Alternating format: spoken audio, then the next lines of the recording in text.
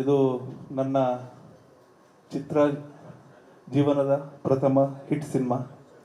15 ವರ್ಷ ಕ್ಯಾರಿಯರಲ್ಲಿ ಇವತ್ತೊಂದು hit cinema ನೋಡ್ತಾ ಇದ್ದೀನಿ. ಜೊತೆಯಲ್ಲಿ ಹಾಡುಗಳು ತುಂಬ ಜನಗಳು ಮೆಚ್ಕೊಂಡಿದ್ದಾರೆ. ಎಲ್ಲ ಹಾಡುಗಳು.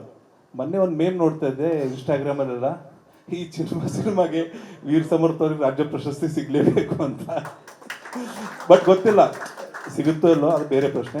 ಬಟ್ ನಾನು ಹಿಂದೆ ಎಕ್ಸ್ಪೆಕ್ಟ್ ಮಾಡಿದ್ದೆ, ಕಾರಂಜಿಗೆ ಎಕ್ಸ್ಪೆಕ್ಟ್ ಮಾಡಿದ್ದೆ, ದ್ಯಾವರೇಜ್ ಚಿತ್ರ ಸಂಗೀತ ನಿರ್ದೇಶನಕ್ಕೆ ನಾನು ಎಕ್ಸ್ಪೆಕ್ಟ್ ಮಾಡಿದ್ದೆ. ಯಾಕಂದರೆ it's out of the box ಅನ್ನೋ ಮ್ಯೂಸಿಕ್ ಇತ್ತು. ಕಾರಂಜಿ ಆಗಲಿ ದ್ಯಾವರಿ ಆಗಲಿ ಇವತ್ತು ತುಂಬ ಜನ ವಿಶ್ ಮಾಡ್ತಾರೆ. ಈ ಆಲ್ಬಮ್ ಕೂಡ ನನಗೆ ಹಾಗೆ ಅನಿಸಿತ್ತು. ಕಾರಣ ಏನಂದರೆ, ನಾನು ನೋಡಿದಾಗೆ ಕನ್ನಡ ಚಿತ್ರರಂಗದಲ್ಲಿ ಇಷ್ಟೊಂದು ವೆರೈಟಿ ಇರೋ ಸಿನಿಮಾ ಅಂತೂ ಖಂಡಿತ ಬಂದಿಲ್ಲ. 50 ಇಯರ್ಸಲ್ಲಿ ಬಂದಿಲ್ಲ.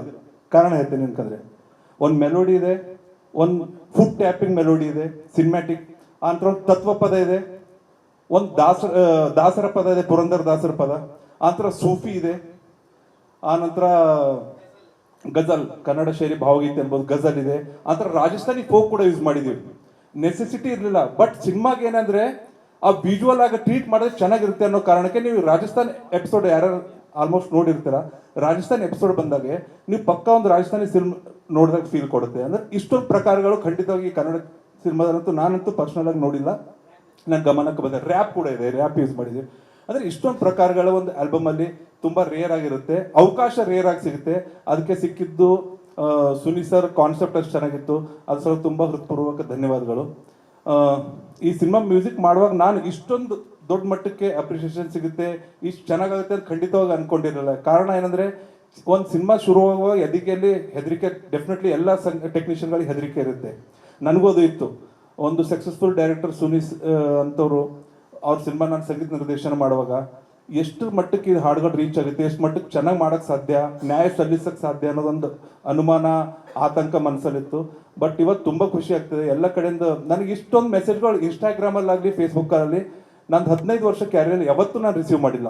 ಡೈಲಿ 10-15 ಜನಗಳು ಮೆಸೇಜ್ ಮಾಡ್ತಾರೆ, ಸರ್ ವಂಡರ್ಫುಲ್ ಆಲ್ಬಮ್, ನೀನು ಯಾರಲ್ಲೇ ಸಾಂಗ್ ಅಂತೂ ಅದ್ಭುತ, ಎಲ್ಲ ಮಾತನ್ನು ಅದ್ಭುತ, ಗುನುಗೋ ಅದ್ಭುತ. ಅಂದರೆ ಪ್ರತಿಯೊಂದು ರೀಲ್ಸ್ ಕೂಡ ಅಷ್ಟೇ ಆಗಿದೆ. ಸಾಂಗ್ಸ್ಗಳು ಸಿಂಗರ್ಗಳು ಹಾಡಿ ನನಗೆ ಟ್ಯಾಗ್ ಮಾಡ್ತಾ ಇರ್ತಾರೆ, ಸರ್ ನಾನು ಟ್ರೈ ಮಾಡಿದ್ದೀನಿ ನೋಡಿ ಅಂತ. ಹಾಗಾಗಿ ಇದೊಂದು ನನ್ನ ಲೈಫಲ್ಲಿ ತುಂಬ ಸಂತೋಷದ ಕ್ಷಣ. ಒಂದು ಸರಳ ಪ್ರೇಮ ಕಥೆ ನನಗೆ ವಿರಳವಾದ ಒಂದು ಯಶಸ್ಸು ಕೊಟ್ಟಿದೆ, ಸರಳ ಪ್ರೇಮ ಕಥೆ. ಅದಕ್ಕಾಗಿ ಸುನಿ ಸರ್ಗೆ ಮತ್ತು ನಮ್ಮದು ಮೈಸೂರು ರಮೇಶ್ ಸರ್ ನಿರ್ಮಾಪಕರಿಗೆ ತುಂಬ ಧನ್ಯವಾದಗಳು. ಹಾಗೆ ನಮ್ಮ ಇಡೀ ತಂಡ, ನಮ್ಮ ಎಡಿಟರ್ ಆದಿ ಅಂತೂ ನನಗೆ ತುಂಬ ಸಪೋರ್ಟ್ ಆಗಿದ್ದು. ನಾನು ಡೈರೆಕ್ಟರ್ ಜೊತೆ ಎಷ್ಟು ಡಿಸ್ಕಸ್ ಮಾಡಿದ್ದೀನಿ ಅದಕ್ಕಿಂತ ಜಾಸ್ತಿ ಆದಿ ಜೊತೆ ಮಾಡಿದ್ದೀನಿ. ಏನಕ್ಕಂದರೆ ಔಟ್ಪುಟ್ ಬರೋದು ಅಲ್ಲಿಂದೆ, ರೀಲ್ಗಳು ಬರೋದು ಅಲ್ಲಿಂದೆ, ಟ್ರೇಲರ್ ಬರೋದು ಅಲ್ಲಿಂದೆ, ಟೀಸರ್ ಬರೋದು ಅಲ್ಲಿಂದೆ. ಸುನೀಲ್ ಸರ್ ಒಂದ್ಸರಿ ಇನ್ಫಾರ್ಮ್ ಮಾಡೋಕೆ ಹೋಗ್ಬಿಟ್ರೆ ಆದಿಗೆ, ನಾ ಆದಿ ಜೊತೆನೇ ಕಾಂಟ್ಯಾಕ್ಟ್ ಮಾಡಿ ಕೆಲಸ ಮಾಡ್ತೀವಿ. ಅಂದರೆ ಇಡೀ ತಂಡ ನಂದು ಟೆಕ್ನಿಷಿಯನ್ಸ್ಗಳು ಕೂಡ ತುಂಬ ಅದ್ಭುತ ವರ್ಕ್ ಮಾಡಿದ್ದಾರೆ ಈ ಸಿನಿಮಾಗೆ. ಮತ್ತು ನಮ್ಮ ಮಾಧ್ಯಮ ಬಂಧುಗಳೇ ಅನ್ಬೋದು, ನನಗೆ ಫಸ್ಟ್ ಸಿನಿಮಾದಿಂದ ಶಿವಮಣಿಯಿಂದ ಹಿಡ್ಕೊಂಡು ಇಲ್ಲಿವರೆಗೆ ಮಾಧ್ಯಮ ಮಿತ್ರರು ಎಲ್ಲರೂ ನನಗೆ ತುಂಬ ಸಪೋರ್ಟ್ ಮಾಡಿದ್ದಾರೆ. ವೀರ್ ಸಮರ್ಥ ತುಂಬ ಒರಿಜಿನಲ್ ಕಂಪೋಸರ್ ಇದ್ದಾರೆ, ಅವ್ರ ಹತ್ರ ತುಂಬ ಪೊಟೆನ್ಷಿಯಲ್ ಇದೆ ಅಂತ ತುಂಬ ಸಪೋರ್ಟ್ ಮಾಡಿದ್ದಾರೆ. ಅದರೊಳಗೆ ಸ್ಪೆಷಲ್ ಆಗಿ ತಮ್ಮೆಲ್ಲರಿಗೂ ಆತ್ಮೀಯ ಧನ್ಯವಾದಗಳು. ಈ ಪಯಣ ಹೀಗೆ ಮುಂದುವರಿಲಿ. ಇನ್ನೂ 50 ದಿವಸದ ಒಂದು ಶೀಲ್ಡ್ ತಗೊಳ್ಳಿಕ್ಕೆ ಬರಬೇಕಂತ ಆಸೆ ಇದೆ, ಅದು ಆಗುತ್ತೆ ಅಂದ್ಕೊಂಡಿದ್ದೀನಿ. ಕಾರಣ ಏನಂದರೆ, ನಿನ್ನೆ ಆಲ್ಮೋಸ್ಟ್ 8ರಿಂದ 10 ಶೋ ಹೌಸ್ಫುಲ್ ಇತ್ತು ಬೆಂಗಳೂರಲ್ಲಿ, ಮೈಸೂರಲ್ಲಿ ಹೌಸ್ಫುಲ್ ಇತ್ತು. ಹಾಗಾಗಿ ಆ ಆಸೆಗೆ ಒಂದು ರೆಕ್ಕೆ ಬಂದಿದೆ. 50 ದಿವಸ ಕಂಪ್ಲೀಟ್ ಆಗುತ್ತೆ. ತಾವೆಲ್ಲರೂ ಅದಕ್ಕೆ ಭಾಗಿಯಾಗಬೇಕು. ಇದೇ ಸ್ಟೇಜಲ್ಲಿ ಮಾತಾಡೋಣ. ಧನ್ಯವಾದ.